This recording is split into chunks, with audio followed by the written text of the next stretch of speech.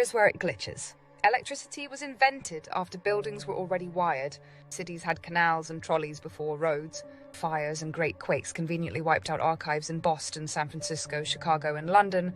The 1800s are a fog, full of unexplained tech, lost photographs, and missing identities. History didn't evolve, it was overwritten. And the people who lived before, scrubbed? We've been living in someone else's house, wearing their clothes, speaking their tongue, but they didn't leave willingly. And if you listen closely, the ruins are still telling their side. Draw lines between the star forts. Something happens.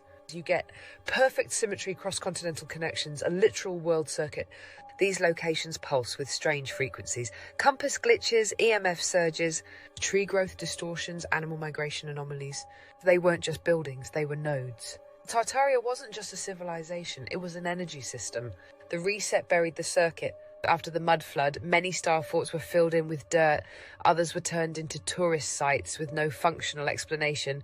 Some were turned into parks or fenced off as military restricted zones. Why erase them? Because if you studied their layout long enough, you'd see a power network. Not nuclear, not fossil, natural energy, pulled from the earth, air, water, and sound.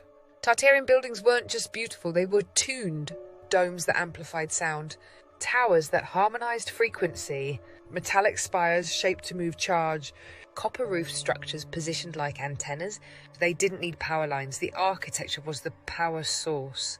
The buildings fed off the earth, and the people lived inside a world of clean, harmonic, free-flowing energy. Until the reset, until the silence, they buried the cities, filled the circuits with dirt, taught us to call them ruins.